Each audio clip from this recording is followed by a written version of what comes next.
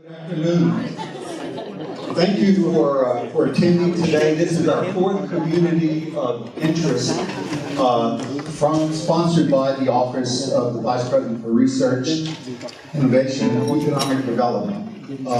This, of course, is on the brain, and we have a number of very interesting presentations, 16 in all, 8 in the first half and 8 in the second half, covering not only straight-line neurological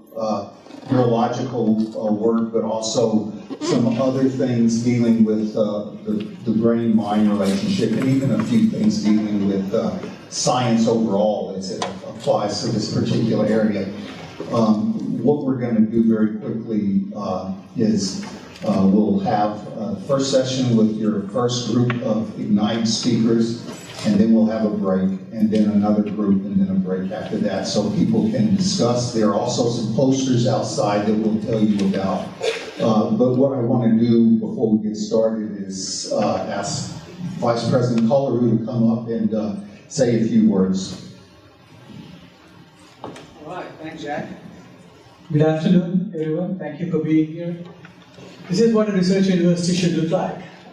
And this is the fourth in the series of these communities of interest that we have hosted on our campus, and they seem to get bigger every time we convene the group, and both in terms of the lineup of speakers as well as the attendees.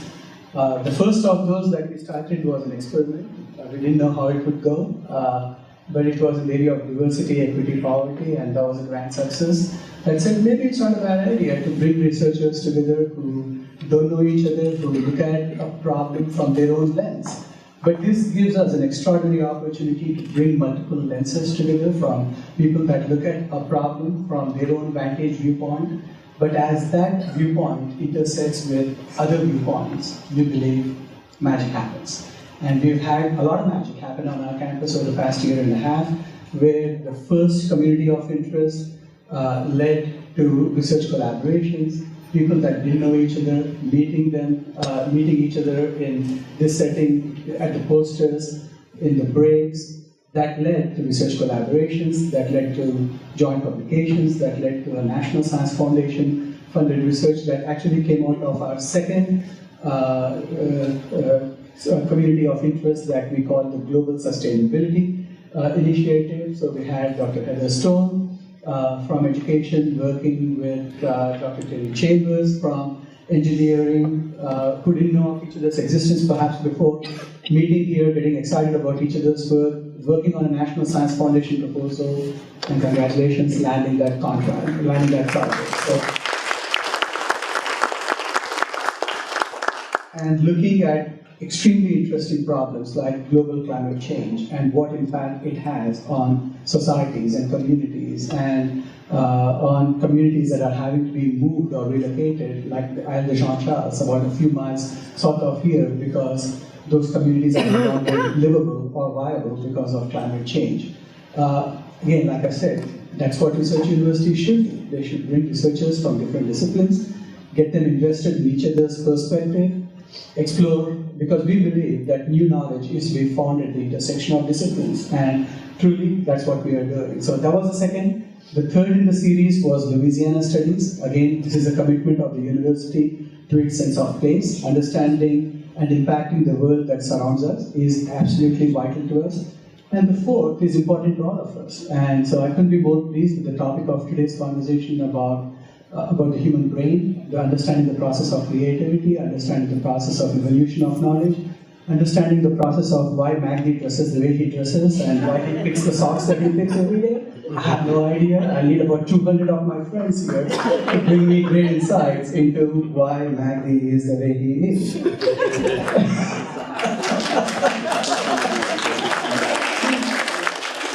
But I do really want to thank the 40 speakers that preceded today's participation, the 200 attendees that came before you, and the lineup of speakers today, and all of you for gathering to enrich our university community and to enrich the larger community with these conversations. And I also want to thank Jack and Dominique, who worked incredibly hard along with the steering committee members. I know that Pearson and Karen have been with us throughout this process. So thank you both and thank you all.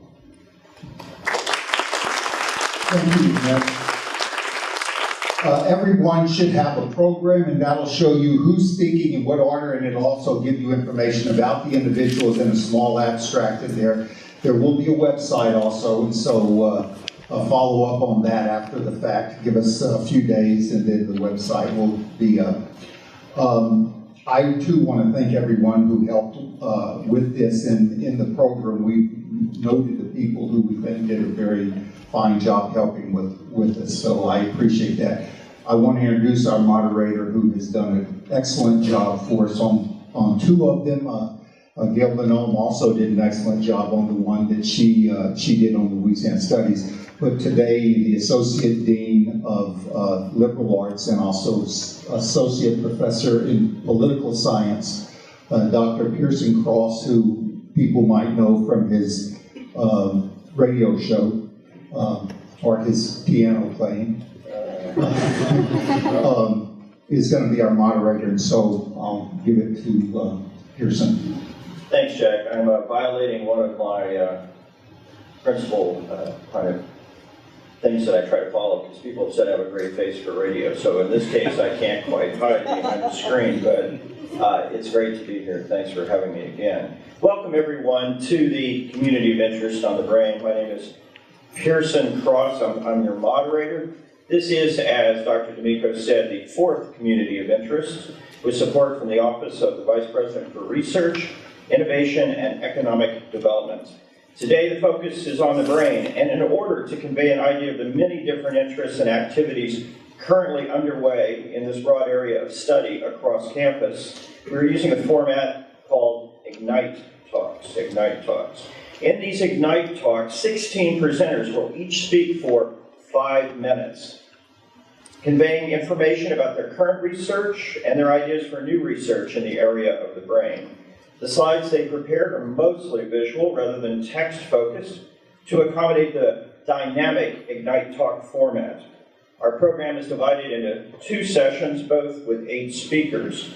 Each session is followed by a 35-minute discussion period. During this discussion period, the presenters will be available to talk to you at one of the tables set up out in the lobby. This will provide you, the listeners, with the opportunity to interact with the presenters in each session about the topics presented, as well as an opportunity to enjoy the food and drink that are provided.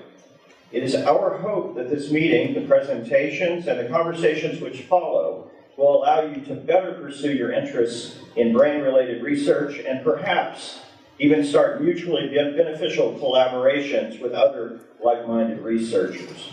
I'd like to remind you to silence your cell phones, if you would. Turn everything off, put it on stun. Thank you. So let's get started with our first speaker. Our first speaker today is Dr. Karen Burstein. Her talk is entitled Digital Books for Young Children, a New Essential in Literacy Education.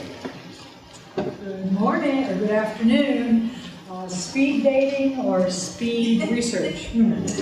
Well, I'm Karen Burstein, and welcome to New Possibilities for Early Literacy. Early literacy is a critical predictor of future academic performance, as well as employability and self-worth. For the past 20 years, it has remained a significant concern to educators, psychologists, researchers, physicians, and parents. How children come to literacy is hotly debated and will likely be adjudicated in the court of neuroscience. Well, see if it goes, okay. There are approximately 40% of young children that do not come to reading easily and struggle with early literacy. 14% of adults are illiterate in the United States and cannot read. 19% of our high school students graduate with low literacy. We have a literacy problem. And there's an old saying that says, as at pre-K through 3, you learn to read, and 3 through the rest of your life, you read to learn. So, where does it all start? The baby on the left came to reading easily and quickly.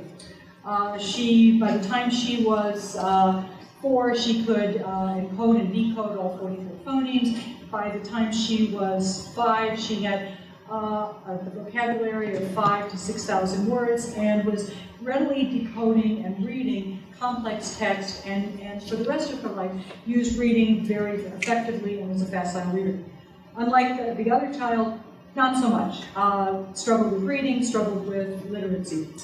Today, still struggles. The P-Card Center is part of a large multinational collaboration of scientists that look at early literacy and digital environments.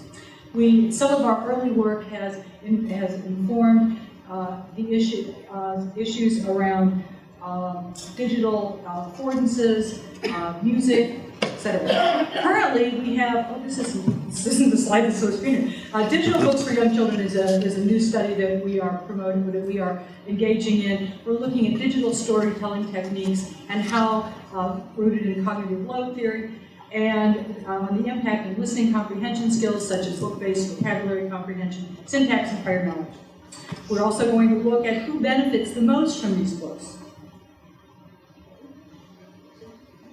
Okay, this is our model of our study. We are building 4 digital books in which we will be looking at 4 principles, what we call principles of multimedia technology. These come from the field of things like pan, tilt, zoom, and slide now. So our principles will lead to what we hypothesize is improved listening comprehension and ultimately improved reading comprehension. Principle 1 is called coherence. It's that tightness or connectedness between text, picture, and with little distraction in the environment. As you can see, these are 2 screenshots from a digital book called Dot, which is a simple book but a highly effective book that is emblematic of these kinds of coherence. Okay. Well, you can see that we have a tight picture of a child and a larger picture of this child painting. These blocks are, I don't know why there's no. The next one is the principle of temporal contiguity, in which digital techniques focus directly and are designed to hold children's attention. We use camera shots such as Ken Burns' models of pan, tilt, and zoom. We use clear visualizations, so here we can target in tightly held pictures and synchronize with the narration and highlighted text. Third principle is modality, and music and visual sounds such as that promote the emotion of text are found to anchor text for comprehension. Whereas we found that with kids with higher comprehension, music works better. Whereas kids with lower comprehension, music actually serves as a distraction and reduces comprehension. Principle 4 is at your own pace, and we're finding it's an under-researched area of our digital storytelling techniques, but what we're going to look at is giving children the opportunity to move back and forth in books and actually have control. So these 4 principles are what we will be testing in this larger picture, and our hypothesis is that by using these digital storytelling techniques, it will improve comprehension. Finally, we know that we are on the cusp of something very new. Digital storytelling techniques in the environment of reading and literacy is a relatively new technology. We feel that the opportunity is there for children and teachers to find a way that can improve comprehension and can give teachers and parents another opportunity in which to work with children to improve comprehension.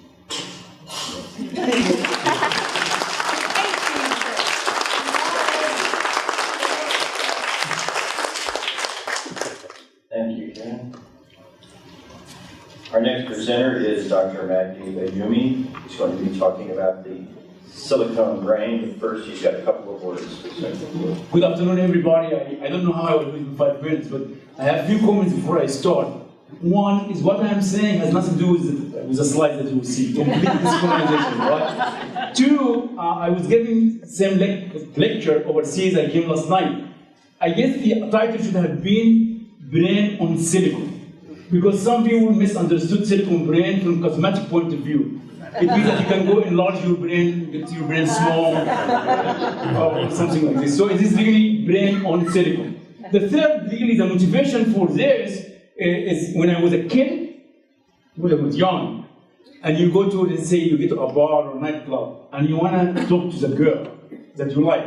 You always question, would she be really interested in you or not? So I always dream, can I have a device and I can read her brain? And she can tell me if she is interested or not interested. And then after that, of course, when I got married, I want to do the same for my wife. But I know it is really a big problem for me. All right.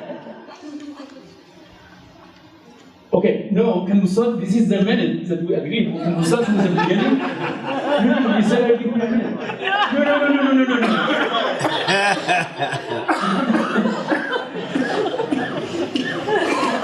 Okay, so the brain on silicon means making chips to really interact with the brain. But in human, we're always interested to read other people.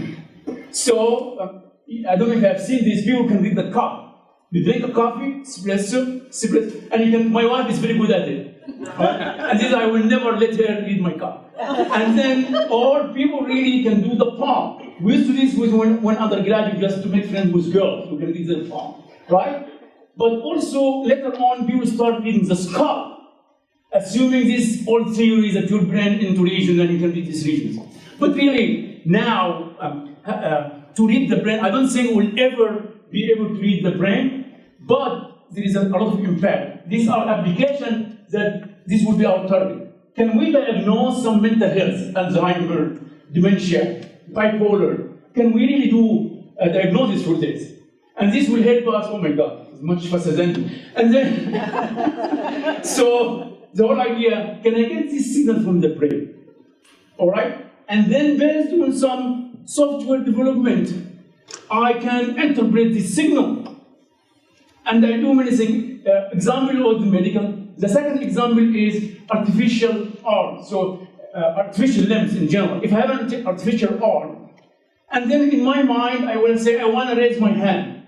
No remote control, nothing. So the chip in this arm can read, and the arm will go up, and so forth.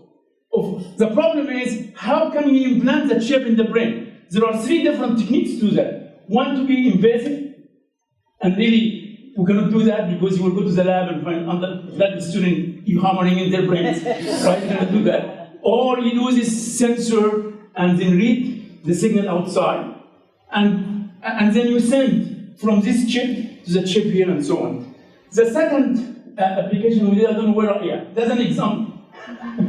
So to design the chip really has to have a lot of requirements that if you don't have in a standard one. One, it has to be very low power. You don't want to heat imitating. This is an example of the chip that we designed. So you implant it. It's really all this component, we know how to design it. But we have to do it very, very low power, very low energy. And also, this is just an example of the chip that we designed. So that's one example. The second example was how I can detect a seizure, say epilepsy or any other. How I can detect a seizure before it happens.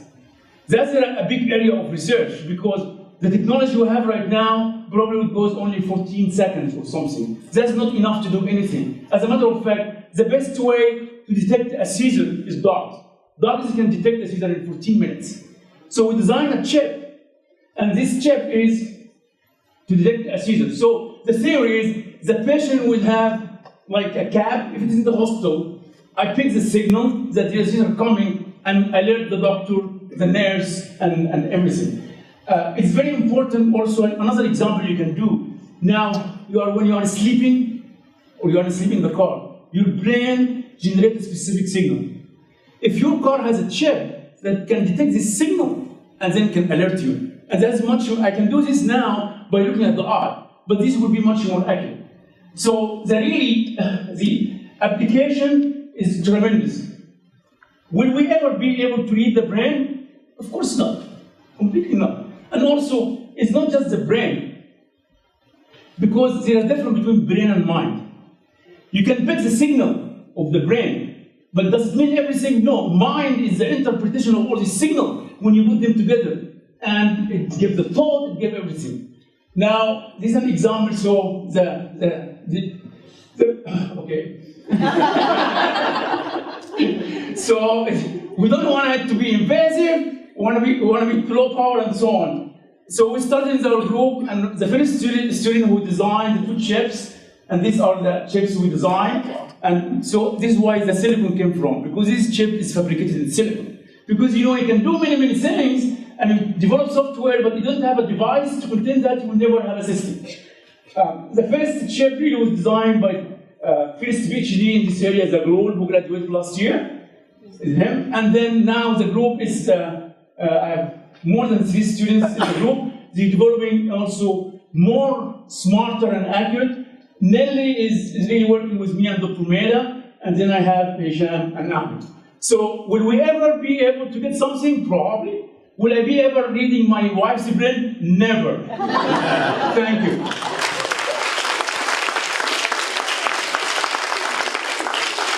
Thank you, Dr. Bahimi. As you can see, getting used to this format for academics is kind of an issue. We're used to a more freewheeling kind of thing, so please bear with us. If you haven't done it, it's harder than it looks, and if you have done it, you appreciate what they're doing. Our next presenter is Dr. Donna Gauthier. She's going to talk about shared decision-making for stroke prevention and atrial fibrillation, which is a mouthful. It is. Can you hear me? No. Now? Yeah. Okay.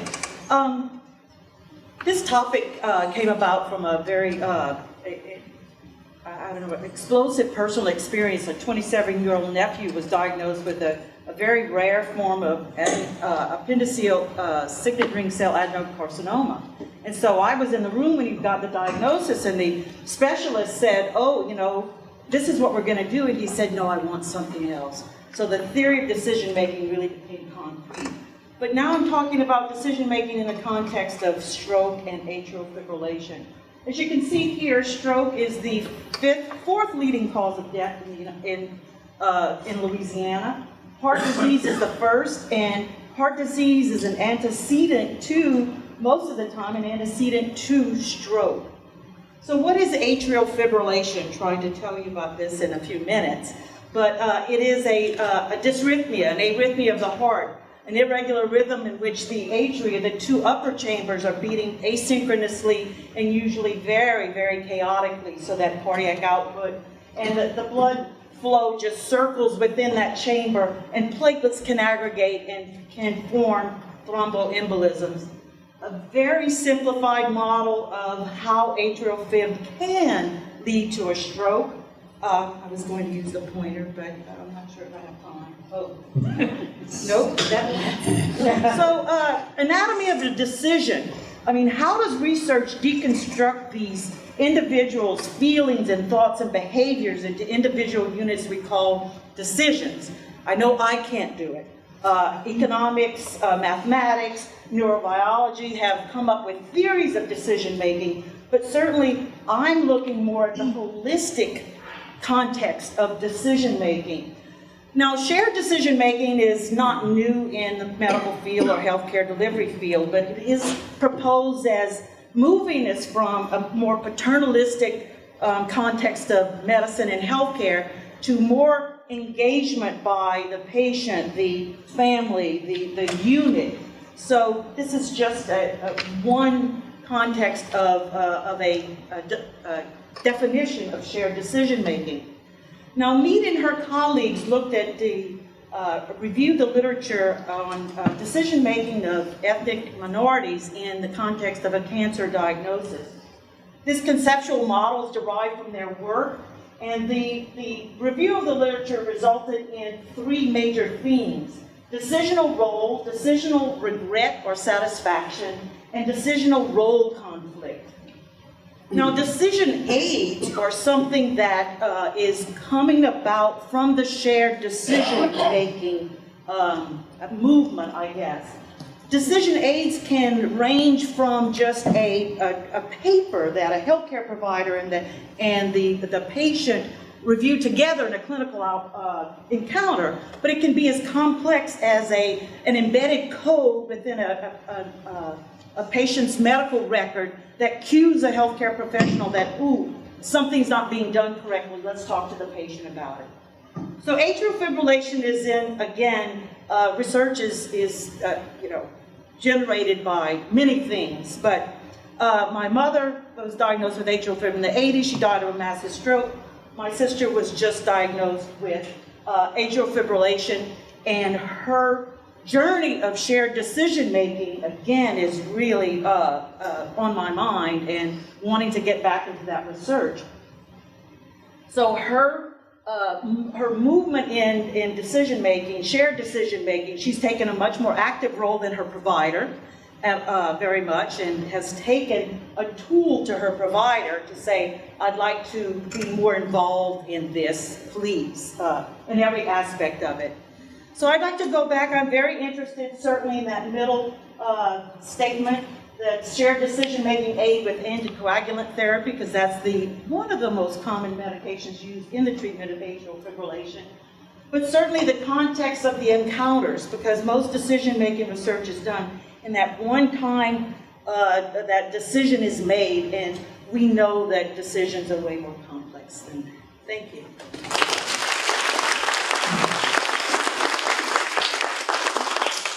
Thank you, Dr. Gauthier. We're going to follow with the fourth presentation by Dr. Jack D'Amico. His presentation is called The Role of Compensation in Aphasia Communication. Dr. Jack D'Amico headed these Ignite talks and is going to be driving force behind them along with the Vice President's office. Thank you. As a social scientist, a speech pathologist, and I'm trained as a linguist, I'm very interested in this role of compensation in aphasia. Aphasia is a neurological impairment that's usually due to a stroke, and what it does is it creates a processing deficit in an individual, and that processing deficit allows you or prevents you from having access to your language ability, all symbolic systems, but language particularly. Stroke and aphasia is a very big problem here in the United States. About 500,000 people a year, maybe 600,000 in the United States have stroke. It's the third leading cause of death in the United States, and many of those people end up having an aphasia as a result. Now, despite the fact that the aphasia due to stroke causes language deficits due to the processing problems, your inaccessibility to language ability itself, these people still strive to communicate because they're social actors and they want to communicate even though they don't have the language ability. How do they do that? One of the ways is through the use of compensatory strategies. Compensatory strategies are new or expanded communicative behaviors that they systematically employ to overcome the communicative barriers or the deficits that they have when they're trying to communicate due to the stroke itself. And so we're interested in looking at these kinds of things in our lab. We use discovery procedures from qualitative research and from sociolinguistics and linguistics proper to study these kinds of things, looking at the discovery procedures like conversation analysis, grounded theory, phenomenology, systematic functional analysis, and allows us to look at individuals who have aphasia and the kind of individual compensations they use, the kinds of compensations they use when they're working with other people, and how we can take those compensations and apply them in some rehabilitation study. Now, why is this important, this idea of compensatory strategy? Well, number one, it's important to understand the impact of aphasia on an individual, and compensations or compensatory strategies allow us to do those kinds of things. It's also important because it allows us to recognize the residual deficits that people have and the fact that they can overcome those. Now, we have done work with approximately 30 publications dealing with this particular area. And here are some of the things that we found. Number one, that we reformulated the definition of compensatory strategies in the field. We described various verbal, linguistic, and non-linguistic compensations that people use to overcome their linguistic deficits. We found that some of these variables can influence can be influenced in the development of compensations themselves. Within the individual with aphasia, just that individual, we find that they can create compensations to overcome, for instance, agrammatism, that is a lack of grammatical effectiveness in their speech, and there are different ways that they can do that you see on the board. We've looked at the ways that they use compensations to overcome their unintelligibility when they have motor speech problems in addition to the aphasia.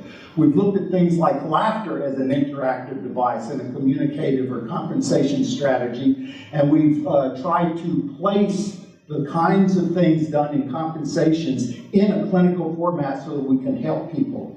Those are some of the things we found with an individual with aphasia, just him. But we can also look at how that individual and their social dyad, or the people they communicate with, also create compensations. Because some compensations aren't created by the individual with aphasia, but rather by the other people. You have to think about aphasia not as a problem with a person's brain, but a problem in the social dyad, the social interaction they have with others. And so that's one of the other areas that we're looking for. We found a number of interactional themes dealing with it. The board, you see some of those. Acceptance of responsibility, recognition of underlying ability is important, understanding how over time they can develop compensatory strategies through the actual use of compensations to overcome communication deficits themselves. Applications based on the research that we've done is we've created and established ways of doing therapy, ways of describing and assessing people, looking at both their strengths and weaknesses because of the kinds of compensations they make. Individuals who are impaired are social creatures. And even though they've lost linguistic ability, they're very interested in reestablishing and being a social creature itself. My colleagues, Karen Lynch and Jennifer Tetnowski, and I have worked on this a lot. We've got a lot of other things that can be done. There's plenty of room to work on these kinds of things. And so if anyone's interested in working with individuals with stroke and compensation, contact us. We're happy to work with you. Thank you.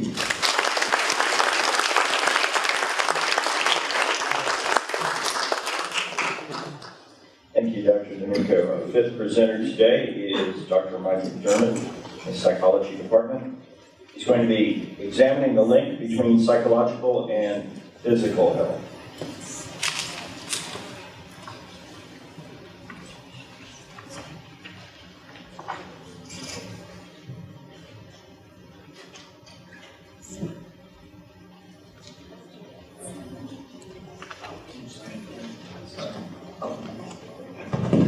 Okay, sorry we're having trouble with the mic. I think we're good to go now. So as Dr. Cross said, I'm going to be talking about some of my work examining the association between psychological health and physical health, so how these two are related or connected. On the one hand, we know that psychological health is directly related to physical health. We also know that physical health is associated with psychological well-being and psychological health. So these two interact in this bidirectional reciprocal relationship. So some of the work that I've done in the last 10 years or so has really examined not necessarily psychological health, but psychological disorders. So things like post-traumatic stress disorder, borderline personality disorder, or anxiety and depression more generally are associated with the development of poor physical health problems. We also know that that bidirectional relation exists also, that if somebody experiences a health problem, like chronic pain or migraine, that those individuals are at increased risk for psychological health problems like anxiety and depression. And so we see this bidirectional relation between the two.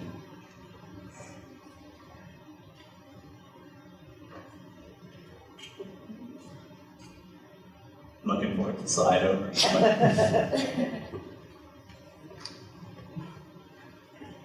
Okay.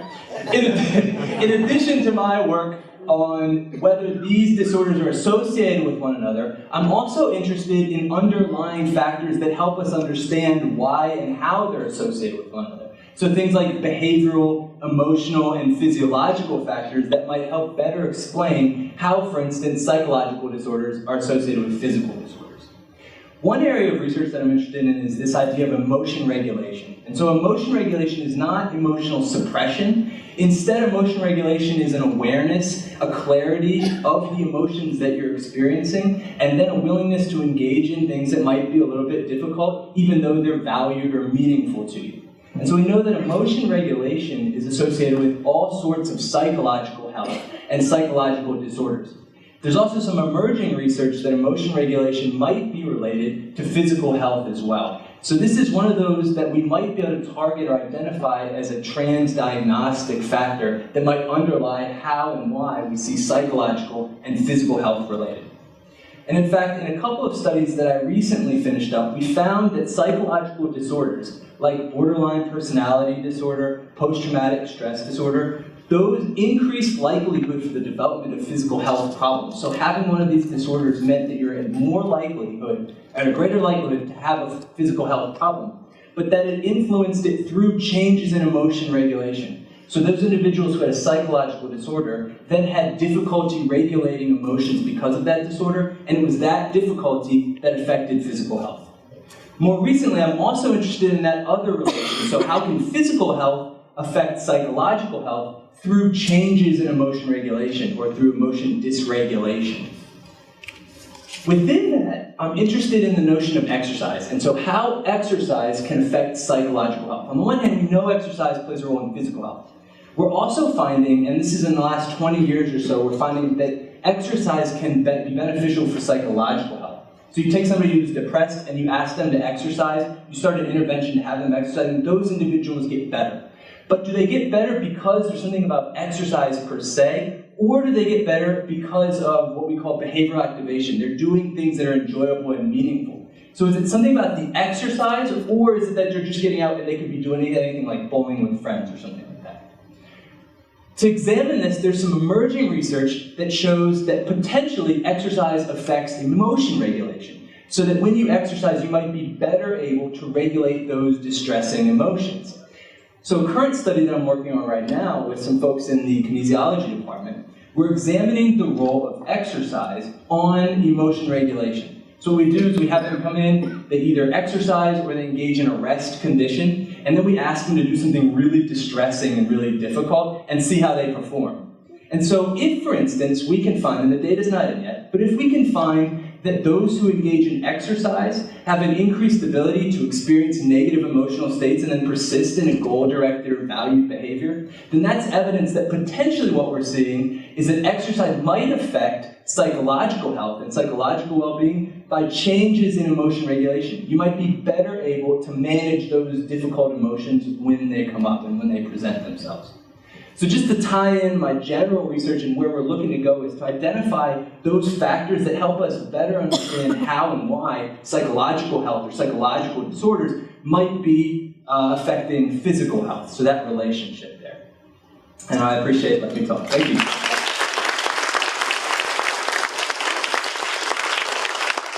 Thank you, Dr. McDermott, our fifth presenter this morning in this first session. Remember, there are two sessions today. Dr. Christine Briggs. She's going to be speaking on talent development and the achievement gap, front-loading to spark young minds.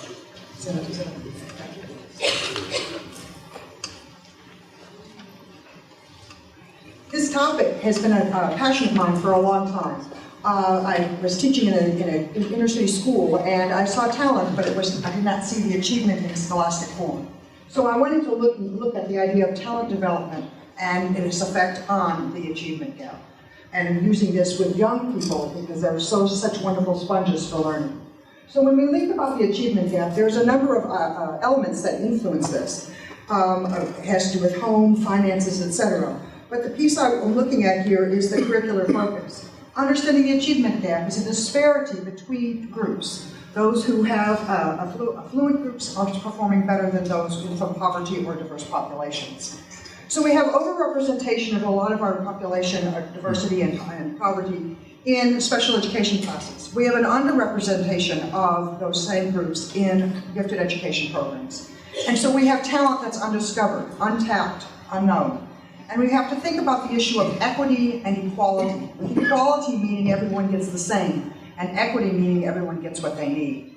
Paula Ojibski-Kabilius did a study for a number of years in Evanston, Illinois at Northwestern University, where she front-loaded for students in 5th and 6th grade to give them math and experiences on after school and on Saturdays, so they were prepared to take Algebra 1 prior to going to high school and thus have access to AP classes.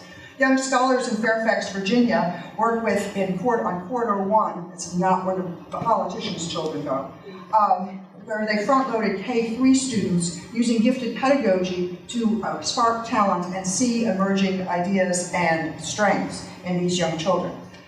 They found quite a bit of success. Eric Hines is at the University of Connecticut. He's a recent professor there, and he's looking at the reduction of only 55% of the African-American males who come to that college are graduating, compared to upper 70s, lower 80s for everyone else. And he wants to look at the variables of this diverse population and why we're not seeing the same kind of achievement. So we have students in college, we have students in schools, but what about the little people? What about them? Why can't we tap into those young people's minds when they're ready to see things and need the access to rigor and to engaging learning experiences? What can we do for these young folks? Foundational ideas, William James talks about the idea of tapping into abilities based on interests. When someone is interested, their abilities often become more overt. Maria Montessori also talks about the idea of addressing students at the interest level that can lead to learning and mastery. So we have to tap into interests. We need to find out what they're interested in.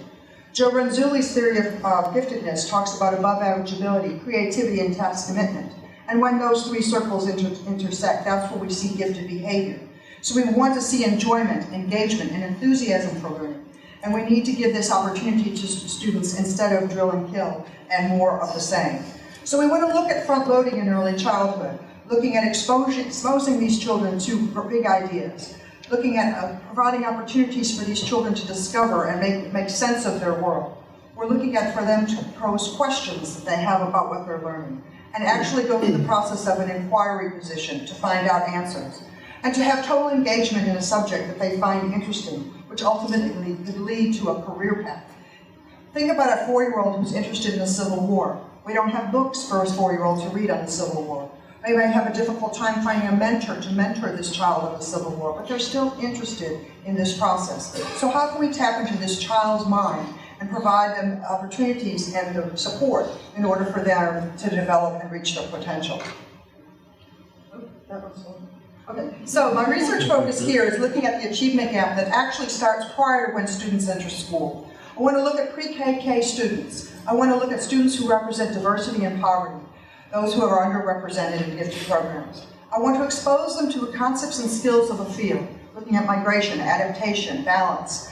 We want to look at the idea of talent spotting and the idea to get them prepared for school expectations. We want to front-load these children. We want to have them have those kinds of faces all the time in schools, that they're engaged in their learning, that they want to go on, that they're excited about what's happening. And then we can, as Joe would say, spot that talent and nurture that talent so they can become more and contribute to our society. So we want to open opportunities. We want students to be engaged in learning where they're not distracted. We want students excited, enthusiastic, to be able to learn. We want this for all of our kids, and we want to look at this, and I want to look at this with the early childhood children so that we can start them early so they can also reach their potential before, instead of having problems. Thank you.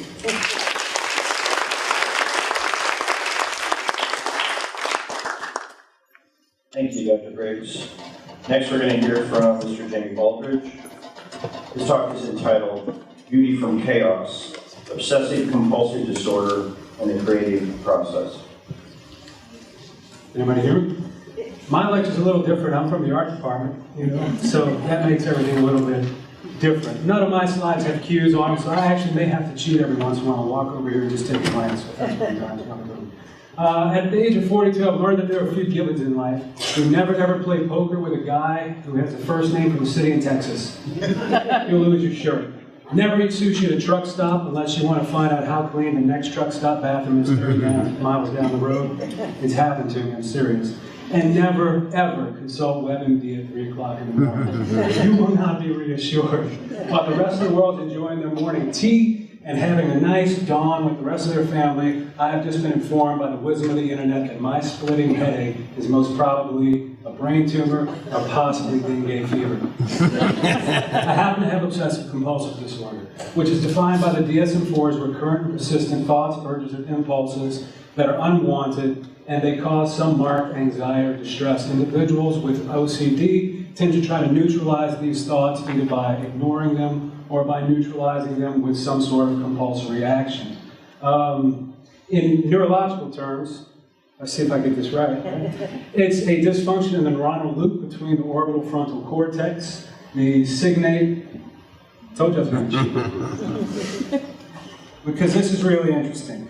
The cingulate gyrus down to the striatum, into the globus pallidus, back in the thalamus, and back up to the orbital frontal cortex again. And round it goes in an infinite and impenetrable loop of what ifs and worry.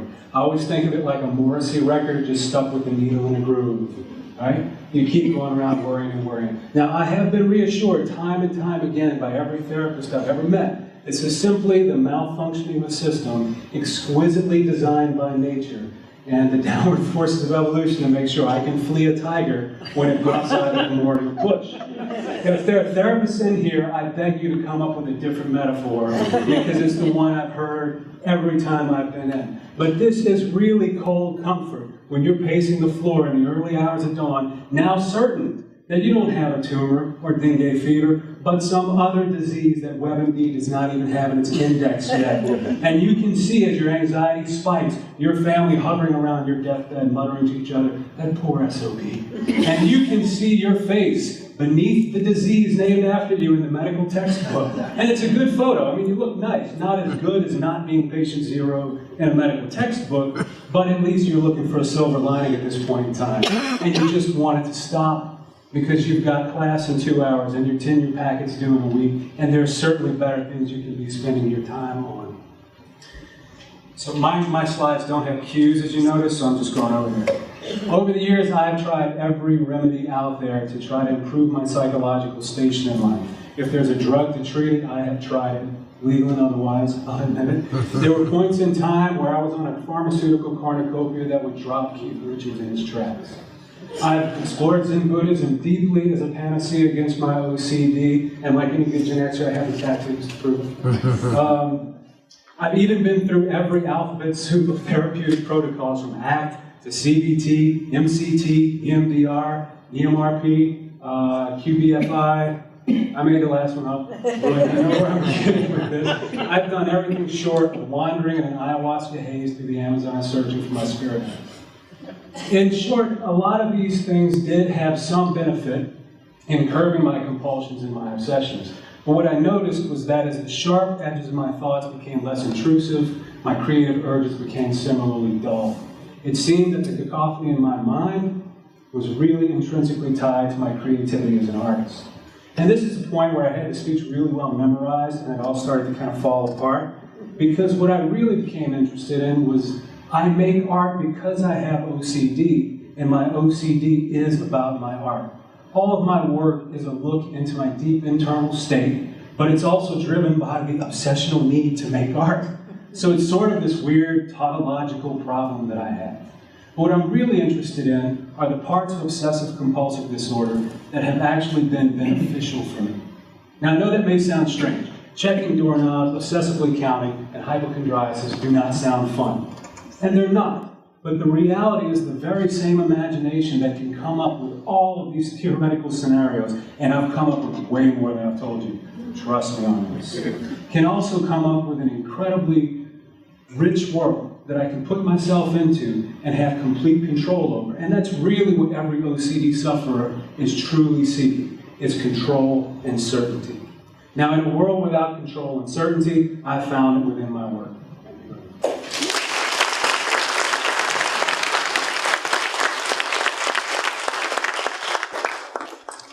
Thank you, Mr. Aldridge. We really see a wide variety of different kinds of studies and approaches to the brain.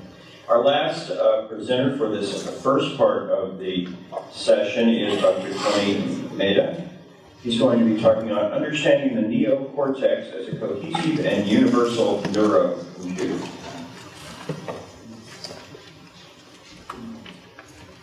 In the next 5 minutes, I'm going to convey some modern ideas about how the brain, specifically the neocortex, might function as a cohesive computer.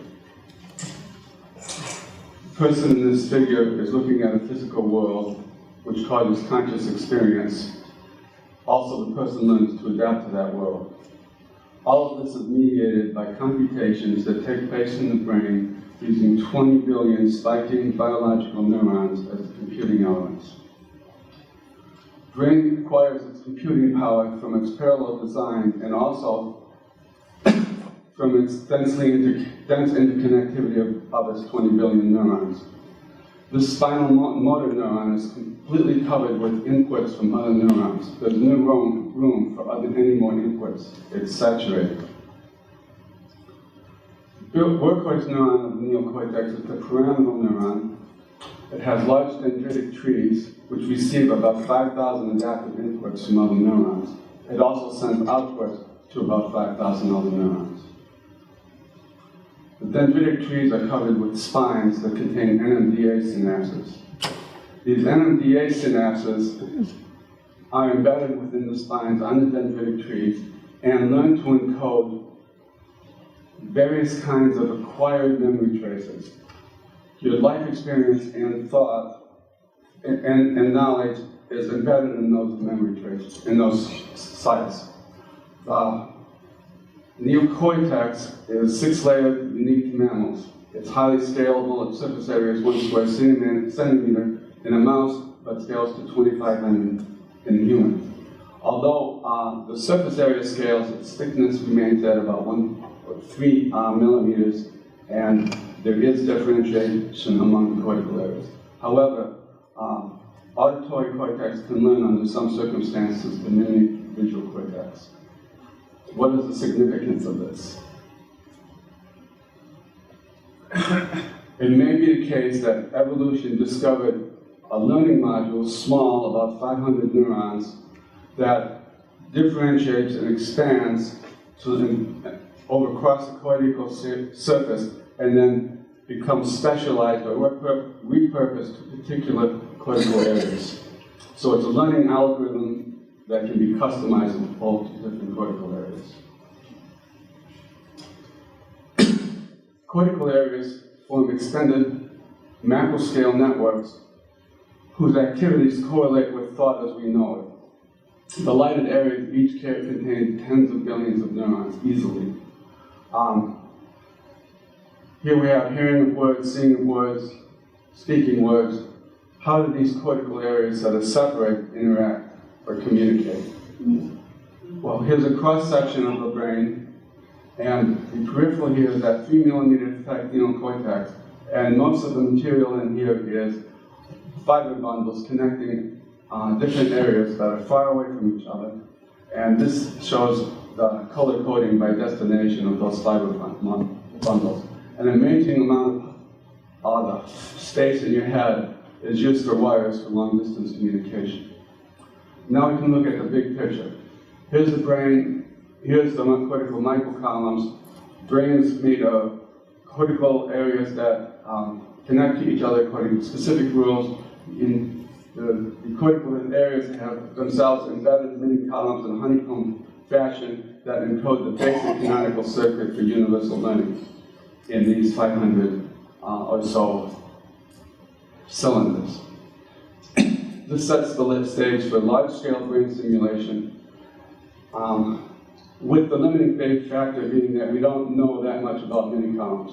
My research area and that of other scientists is concerned with coming up with a model of mini columns that does probability theory. One idea is that of predictive coding. Predictive fault coding is a form of expectation maximization, which itself is a form of maximum likelihood parameter estimation. ARPA has also noticed this problem with mini columns and considers it, and I have to memorize this one, we're looking at that. The puzzle and significance of mini columns as a continuing scientific challenge.